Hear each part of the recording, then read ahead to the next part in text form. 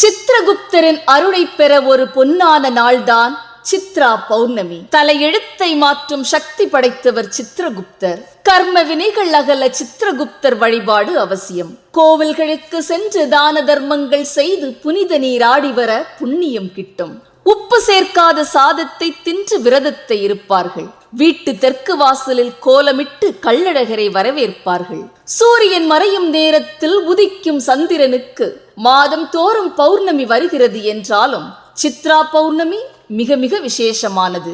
பார்வதி தேவி தன் கைகளால் வரைந்த சித்திரத்திலிருந்து பிறந்தவர்தான் சித்திரகுப்தர். திருவண்ணாமலையில் சித்திரகுப்தன் விசித்திரகுப்தனுக்கு தனி சந்நிதியே இருக்கிறது. முடிந்தால் சென்று தரிசித்து வாருங்கள். இல்லை என்றால் அருகில் இருக்கும் சிவாலயத்திற்கு சென்று வழிபட்டாலே சித்திரகுப்தரின் அருள் கிட்டும். முடியாதவர்கள் வீட்டிலேயே சித்திரகுப்தன் படி அடக்க என்று பூஜையறையில் ஓலைச்சுவடி ஒன்று எழுதி வைத்து ஜபிக்கலாம். காஞ்சிபுரத்தில் ராஜவீதியில் சித்திரகுப்தர் கோவில் இருக்கிறது.